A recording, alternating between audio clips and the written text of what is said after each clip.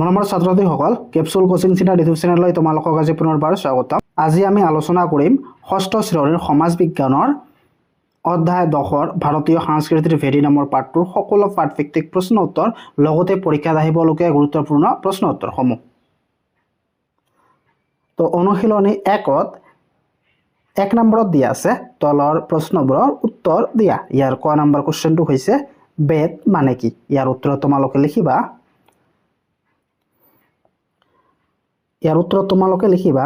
বেদ হৈছে প্ৰাচীন ভাৰতৰ ধৰ্মীয় আৰু দৰ্শনিক গ্ৰন্থ, যিবোৰ হিন্দু ধৰ্মৰ মূল উৎস। তাৰপিছত খ দিয়া আছে গ্ৰাম কি? ইয়াৰ উত্তৰ তোমালোকে লিখিবা। গ্ৰাম হৈছে সৰু গাঁও বা আৱাসিক অঞ্চল য'ত মানুহে একেলগে থাকে বা বাস কৰে। তাৰপিছত কুৱেশ্চন গ দিয়া আছে বৈদিক যুগৰ উল্লেখযোগ্য নাৰী কেইগৰাকীৰ নাম লিখা। ইয়াৰ উত্তৰ তোমালোকে লিখিবা। বৈদিক যুগৰ উল্লেখযোগ্য নাৰী কেইগৰাকীৰ নাম হ'ল বিশ্বৱাৰা, লোপামুদ্ৰা, ঘোষ, আপলা আদি। তাৰপিছত 2 নম্বৰ প্ৰশ্নত দিয়া আছে বৈদিক যুগৰ সমাজ ব্যৱস্থাৰ বিষয়ে এটি টোকা লিখা। তো ইয়াৰ উত্তৰ তোমালোকে লিখিবা। বৈদিক যুগৰ সমাজ পিতৃপ্ৰধান আছিল। পিতৃ আছিল পৰিয়ালৰ মুৰব্বী। পৰিয়াল আছিল আটাইতকৈ সৰু গোট যাক কুল বা গৃহ বুলি জনা গৈছিল। গৃহ বা পৰিয়ালৰ মুৰব্বীজনক গৃহপতি বোলা হৈছিল। তদুপৰি আমি গ্ৰাম, বীজ আৰু জনৰ কথাও পাওঁ। গ্ৰাম হ'ল কেইটামান কুল বা পৰিয়ালৰ সমষ্টি। গ্ৰামৰ মুৰব্বীজনক গ্ৰামণী বোলা হৈছিল। বৈদিক যুগৰ সমাজ 4টা বৰ্ণত বিভক্ত আছিল। এই 4টা কি? ব্ৰাহ্মণ, ক্ষত্ৰিয়, বৈশ্য আৰু শূদ্ৰ। প্ৰতিটো বৰ্ণৰ নিজা নিজা কৰ্তব্য আৰু ভূমিকা আছিল। তাৰপিছত 3 নম্বৰ প্ৰশ্নত দিয়া আছে বেদত উল্লেখ থকা মূল ধাৰণা কেইটা কি? ইয়াৰ উত্তৰ তোমালোকে লিখিবা। বেদত উল্লেখ থকা মূল ধাৰণা কেইটা হ'ল ব্ৰাহ্ম, কৰ্ম, পুনৰ্জন্ম আৰু মোক্ষ। তাৰপিছত অনুশীলনী 2ত 1 নম্বৰত দিয়া আছে তলৰ প্ৰশ্নবোৰৰ উত্তৰ দিয়া। ইয়াৰ ক নম্বৰ কুৱেশ্চনটো হৈছে জড়বাদৰ প্ৰচাৰক কোন আছিল? ইয়াৰ উত্তৰ তোমালোকে লিখিবা। জড়বাদৰ প্ৰচাৰক চাৰ্বাক আছিল। তাৰপিছত খ নম্বৰ কুৱেশ্চনত দিয়া আছে লোকায়ত বুলিলে কি বুজা? তো ইয়াৰ উত্তৰ তোমালোকে লিখিবা। চাৰ্বাকৰ জড়বাদী দৰ্শনৰ আগেও ভাৰতীয় দৰ্শনত জড়বাদৰ উল্লেখ থকা বুলি কোৱা হয়, কিন্তু তাৰ বিশেষ তথ্য লাভ কৰা নাযায়। এই মতবাদ নাস্তিক আৰু বেদ বিৰোধী। চাৰ্বাক তথা তেওঁৰ অনুগামীসকলেই জড় বস্তুকেই পৰম সত্তা বুলি স্বীকাৰ কৰে। সেয়ে এই মতবাদক জড়বাদ বোলা হয়। সাধাৰণ মানুহৰ মাজত লোকপ্ৰিয় হোৱাৰ কাৰণ ইয়াক লোকায়ত বুলিও জনা যায়। তাৰপিছত গ নম্বৰ কুৱেশ্চনত দিয়া আছে কোনে প্ৰথম জড়বাদৰ ধাৰণা প্ৰকাশ কৰিছিল? ইয়াৰ উত্তৰ তোমালোকে লিখিবা। দাৰ্শনিক বৃহস্পতিয়ে প্ৰথম জড়বাদৰ ধাৰণা প্ৰকাশ কৰিছিল। তাৰপিছত কুৱেশ্চন ঘ দিয়া আছে জড়বাদৰ মতে জগতৰ সকলো বস্তু কোন কেইটা উপাদানৰ সমষ্টি? ইয়াৰ উত্তৰ তোমালোকে লিখিবা। জড়বাদৰ মতে জগতৰ সকলো বস্তু মাটি, পানী, অগ্নি আৰু বায়ুৰ সমষ্টি। তাৰপিছত অনুশীলনী 3ত 1 নম্বৰত দিয়া আছে তলৰ প্ৰশ্নবোৰৰ উত্তৰ দিয়া। ইয়াৰ ক নম্বৰ কুৱেশ্চনটো হৈছে মহাবীৰ কোন আছিল? ইয়াৰ উত্তৰ তোমালোকে লিখিবা। মহাবীৰ আছিল জৈন মতবাদৰ প্ৰৱৰ্তক আৰু প্ৰচাৰক। তাৰপিছত খ নম্বৰ কুৱেশ্চনত দিয়া আছে জৈন ধৰ্মত মুঠ কেইগৰাকী তীৰ্থংকৰ আছে? প্ৰথমজন তীৰ্থংকৰ কোন আছিল? ইয়াৰ উত্তৰ তোমালোকে লিখিবা। জৈন ধৰ্মত মুঠ 24জন তীৰ্থংকৰ আছে। প্ৰথমজন তীৰ্থংকৰ ঋষভনাথ আছিল। প্ৰথমজন তীৰ্থংকৰ কোন আছিল? ঋষভনাথ। তাৰপিছত গ নম্বৰ কোৱেশ্যনত যে আছে জৈন ধৰ্মৰ নীতি পাঁচটা কি কি? ইয়াৰ উত্তৰত তোমালোকে লিখিবা 1 নম্বৰ নীতিটো হৈছে অহিংসা, কোনো জীৱিত বস্তুৰ অনিষ্ট সাধন নকৰা। তাৰপিছত 2 নম্বৰটো হৈছে সত্য, সদায় সঁচা কথা কোৱা। তাৰপিছত 3টো হৈছে অস্থায়ী চুৰি নকৰা। তাৰপিছত 4টো হৈছে ত্যাগ, সম্পত্তি নৰখা। তাৰপিছত 5 নম্বৰটো হৈছে ব্ৰহ্মচাৰ্য, ব্ৰহ্মচাৰী জীৱন যাপন কৰা। তাৰপিছত খ নম্বৰ প্ৰশ্নত দিয়া আছে জৈন ধৰ্ম গ্ৰহণ কৰা প্ৰাচীন ভাৰতৰ দুগৰাকী ৰজাৰ নাম লিখা। তো ইয়াৰ উত্তৰত তোমালোকে লিখিবা জৈন ধৰ্ম গ্ৰহণ কৰা প্ৰাচীন ভাৰতৰ দুগৰাকী ৰজাৰ নাম হ'ল বিম্বিসাৰ আৰু অজাতশত্ৰু। তাৰপিছত 9 নম্বৰ প্ৰশ্নত দিয়া আছে জৈন ধৰ্মৰ অনুগামীসকলক কি কি দুটা ভাগত ভাগ কৰা বা ভাগ কৰিব পাৰি? তো ইয়াৰ উত্তৰত তোমালোকে লিখিবা জৈন ধৰ্মৰ অনুগামীসকলক দিগম্বৰ আৰু শ্বেতাম্বৰ এই দুটা ভাগত ভাগ কৰিব পাৰি। তাৰপিছত 6 নম্বৰ প্ৰশ্নত দিয়া আছে মহাবীৰৰ শিকনিসমূহ প্ৰকৃত ভাষাত কি নামেৰে সন্নিৱিষ্ট কৰা হৈছে? তো ইয়াৰ উত্তৰত তোমালোকে লিখিবা মহাবীৰৰ শিকনিসমূহ প্ৰকৃত ভাষাত অংগ নামেৰে সন্নিৱিষ্ট কৰা হৈছে। তাৰপিছত 2 নম্বৰ প্ৰশ্নত দিয়া আছে ভাৰতবৰ্ষৰ আধ্যাত্মিকতাৰ দিশত নতুন চিন্তাধাৰাৰ উন্মেষ ঘটাৰ কাৰণ কি আছিল? ইয়াৰ উত্তৰত তোমালোকে লিখিবা সামাজিক আৰু ধৰ্মীয় সংকটৰ ফলত আত্মিক আৰু সন্ধানৰ বাবে নতুন চিন্তাধাৰাৰ জন্ম হৈছিল। তাৰপিছত 3 নম্বৰ প্ৰশ্নত দিয়া আছে বৰ্ধমান মহাবীৰে সন্ন্যাসী জীৱন যাপন কৰিবলৈ কিয় মত পোষণ কৰিছিল? তোমালোকে উত্তৰত লিখিবা বৰ্ধমান মহাবীৰে আত্মশুদ্ধি আৰু মোক্ষ লাভৰ বাবে সন্ন্যাসী জীৱন যাপন কৰিবলৈ মত পোষণ কৰিছিল। এইটো নহ'ব, কিয়টো তোমালোকে মুছি দিবা, কিয় নহয়। তো ইয়াত কি লিখিবা বৰ্ধমান মহাবীৰে আত্মশুদ্ধি আৰু মোক্ষ লাভৰ বাবে সন্ন্যাসী জীৱন যাপন কৰিবলৈ মত পোষণ কৰিছিল। তাৰপিছত অনুশীলনী 4ৰ 1 নম্বৰত দিয়া আছে তলৰ প্ৰশ্নবোৰৰ উত্তৰ দিয়া। ইয়াৰ ক নম্বৰ কুৱেশ্যনটো হৈছে বৌদ্ধ ধৰ্মৰ প্ৰৱৰ্তক কোন আছিল? তো ইয়াৰ উত্তৰত তোমালোকে লিখিবা বৌদ্ধ ধৰ্মৰ প্ৰৱৰ্তক গৌতম বুদ্ধ আছিল। তাৰপিছত খ নম্বৰ কুৱেশ্যনত লিখিবা গৌতম বুদ্ধৰ পিতৃ প্ৰদত্তৰ নাম কি আছিল? তো ইয়াৰ উত্তৰত তোমালোকে লিখিবা গৌতম বুদ্ধৰ পিতৃ প্ৰদত্তৰ নাম সিদ্ধাৰ্থ গৌতম আছিল। তাৰপিছত গ নম্বৰ প্ৰশ্নত দিয়া আছে গৌতম বুদ্ধই কোন ঠাইত তপস্যা বহিছিল? তো ইয়াৰ উত্তৰত তোমালোকে লিখিবা গৌতম বুদ্ধই বোধগয়া ঠাইত তপস্যাত বহিছিল।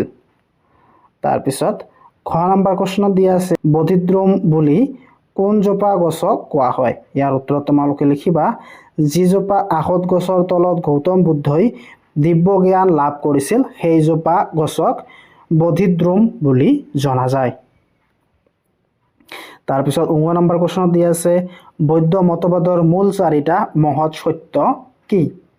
তো ইয়াৰ উত্তৰত তোমালোকে লিখিবা 1 পৃথিৱীখন দুখময়, 2 মানুহৰ আশা আকাংক্ষাৰ পৰা দুখৰ উৎপত্তি হয়। তাৰপিছত 3 আশা আকাংক্ষাৰ দমন কৰি ৰাখিলেই মুক্তি সম্ভৱ হয় আৰু 4 এই মুক্তিৰ বাবে অষ্টমাৰ্গ বা 8টা পথ অনুসৰণ কৰাৰ প্ৰয়োজন আছে। তাৰপিছত 6 নম্বৰ প্ৰশ্নত দিয়া আছে বৌদ্ধ ধৰ্মৰ মূল গ্ৰন্থখনৰ নাম কি?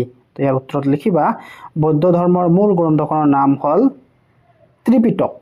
তাৰপিছত 6 নম্বৰ প্ৰশ্নত দিয়া আছে বৌদ্ধ ধৰ্মৰ গণশিক্ষাৰ কেন্দ্ৰ 3টা কি আছিল? তো ইয়াৰ উত্তৰত তোমালোকে লিখিবা বৌদ্ধ ধৰ্মৰ গণশিক্ষাৰ কেন্দ্ৰ 3টা নালন্দা, বিক্ৰমশিলা আৰু তক্ষশিলা আছিল। তাৰপিছত 2 নম্বৰ প্ৰশ্নত দিয়া আছে বৌদ্ধ ধৰ্মৰ মূল মতবাদ কেইটা বৰ্ণনা কৰা। তো ইয়াৰ উত্তৰত তোমালোকে লিখিবা বৌদ্ধ ধৰ্মৰ মূল মতবাদ কেইটা হ'ল দুখৰ অস্তিত্ব, তৃষ্ণ, দুখৰ কাৰণ, দুখৰ নিৰসন সম্ভৱ আৰু অষ্টাংগিক মাৰ্গ। তাৰপিছত 3 নম্বৰ প্ৰশ্ন দিয়া আছে ভাৰতৰ সভ্যতা সংস্কৃতিৰ প্ৰতি বৌদ্ধ ধৰ্মৰ অৱদানৰ বিষয়ে লিখা। তো ইয়াৰ উত্তৰত তোমালোকে লিখিবা বৌদ্ধ ধৰ্মই ভাৰতীয় সভ্যতা সংস্কৃতিৰ ওপৰত গভীৰভাৱে প্ৰভাৱ পেলাইছিল। বৌদ্ধ ধৰ্মৰ নীতি নিয়ম, সাহিত্য, কলা, স্থাপত্য আৰু সমাজ তথ্যই ভাৰতীয় সংস্কৃতিৰ বিভিন্ন দিশত ডাঙৰ ভূমিকা পালন কৰিছে। তাৰপিছত অনুশীলনী 5ৰ 1 নম্বৰত দিয়া আছে তলৰ প্ৰশ্নবোৰৰ উত্তৰ লিখা। ইয়াৰ ক নম্বৰ কুৱেশ্যনটো হৈছে জনজাতি বুলিলে কি বুজা? তো ইয়াৰ উত্তৰত লিখিবা সাধাৰণতে একোটা অঞ্চলক আদিম কালৰে পৰা বাস কৰি থকা একোটা সামাজিক গোটক জনজাতি বোলা হয়।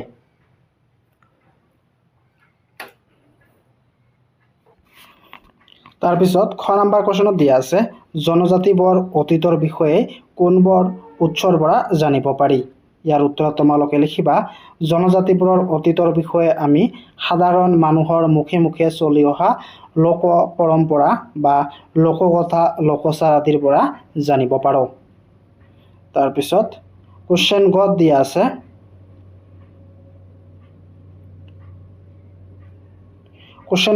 আছে দনিপলৰ উপাসনা কোন জনগোষ্ঠীৰ লোকে কৰে?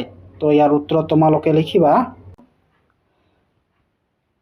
ভাৰতৰ জনগোষ্ঠীবোৰে সাধাৰণতে কি? তোমালোকে উত্তৰত লিখিবা ভাৰতৰ জনগোষ্ঠীবোৰে সাধাৰণতে প্ৰকৃতি পূজা কৰে আৰু প্ৰকৃতিত থকা বিভিন্ন উপাদান যেনে বন, গছ-গছনি, নদী, পাহাৰ, পশু-পক্ষী আদি কেৱল প্ৰাকৃতিক বস্তু হিচাপে নহয় ঈশ্বৰৰূপেই আৰু পবিত্ৰ শক্তি হিচাপে গণ্য কৰে। এই জনজাতিয়ে প্ৰকৃতিৰ সৈতে এক গভীৰ সম্পৰ্ক গঢ়ি উঠিছে যি তেওঁলোকৰ জীৱনৰ মূল ভিত্তি। তেওঁলোকৰ বিশ্বাস আৰু পৰম্পৰাৰ মূলত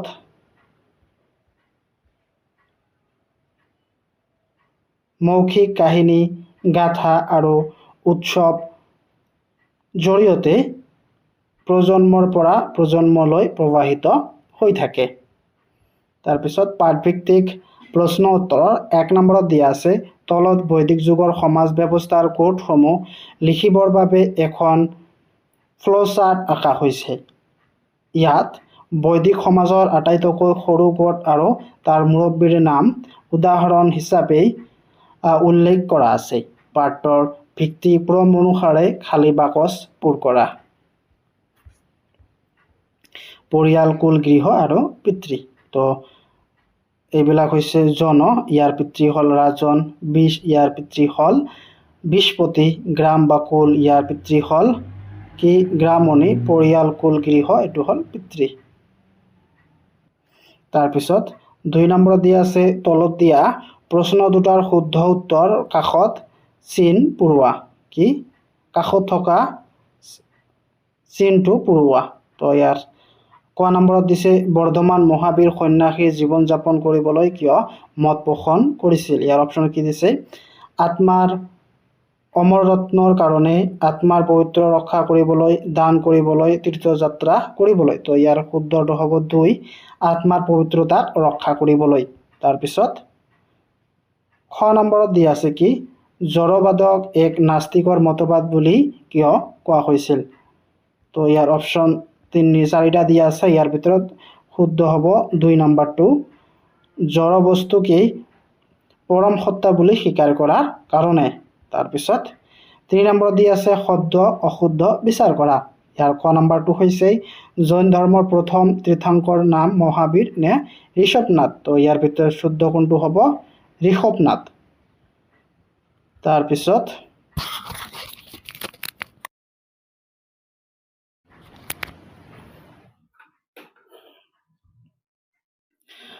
খ নম্বৰত দিয়া আছে বৰ্ধমান মহাবীৰক জ্ঞান লাভ কৰাৰ পাছত জিন নে জয় বুলি সম্বোধন কৰিছিল? তো ইয়াৰ উত্তৰটো কোনটো হ'ব? জিন বুলি সম্বোধন কৰিছিল। তাৰপিছত গ নম্বৰ প্ৰশ্নত দি আছে বৌদ্ধদেৱ আৰু মতবাদসমূহ সাধাৰণ মানুহৰ বুজি পাবকৈ পালি নে প্ৰাকৃতিক ভাষাত ৰচনা কৰা হৈছিল। তো ইয়াৰ শুদ্ধ হ'ব কোনটো? পালি ভাষাত প্ৰচাৰ কৰা বা প্ৰচাৰ কৰিছিল। তাৰপিছত হত দিয়া আছে চন্দ্ৰগুপ্ত নে অশোকে বৌদ্ধ ধৰ্মৰ পৃষ্ঠপোষকতা আছিল। তো ইয়াৰ শুদ্ধ হ'ব অশোক। তাৰপিছত 4 নম্বৰত দিয়া আছে কংসৰ লগত খংস মিলোৱা। তো ইয়াৰ বাবে ডাইৰেক্ট উত্তৰটো লৈ আনিছোঁ কি মহাবীৰ, এইটো হ'ব 24 তীৰ্থংকৰ। চৈত, এইটো হৈছে প্ৰাৰ্থনা গৃহ চীন দেশ কনফুচিয়াছ। তাৰপিছত বৌদ্ধ বধিদ্ৰম চাৰবাক জড়বাদ। তাৰপিছত এইটো নালাগে। তাৰপিছত ইয়াৰ ক নম্বৰত দিয়া আছে কি ভাৰতৰ এজন স্থানীয় দেৱতাৰ নাম লিখা। বিদ্যাধৰ। তাৰপিছত খ মহাবীৰৰ জন্ম হোৱা গণৰাজ্যখনৰ নাম লিচ্ছবি। তাৰপিছত গ জৈন ধৰ্মত ব্যৱহাৰ হোৱা ভাষা প্ৰাকৃত। তাৰপিছত বৌদ্ধৰ পিতৃ প্ৰদত্তৰ নাম সিদ্ধাৰ্থ। জড়বাদৰ আন এটা নাম হ'ল লোকায়ত। তাৰপিছত শুদ্ধ অশুদ্ধ তোমালোকক চিন দিব দিছে বা ক'ব দিছে। ইয়াৰ কটো হৈছে পাৰস্য দেশৰ প্ৰাচীন ধৰ্ম আছিল ডিব্ৰু, এইটো অশুদ্ধ হ'ব। হিব্ৰু, এইটো অশুদ্ধ হ'ব। তাৰপিছত খ 12 বছৰ কাল তপস্যা কৰি মহাবীৰ কৈবল্য লাভ কৰিছিল, এইটো শুদ্ধ হ'ব। তাৰপিছত গ বৌদ্ধদেৱে বলি বিধান বেছি গুৰুত্ব দিছিল, এইটো অশুদ্ধ। তাৰপিছত খ বৌদ্ধ ধৰ্ম পিছলৈ হীনযান আৰু মহাযান এই দুটা ভাগত বিভক্ত হৈছিল, হয় এইটো শুদ্ধ। তাৰপিছত দাৰ্শনিক বৃহস্পতিয়ে প্ৰথম জড়বাদৰ ধাৰণা প্ৰকাশ কৰিছিল, হয়টো শুদ্ধ।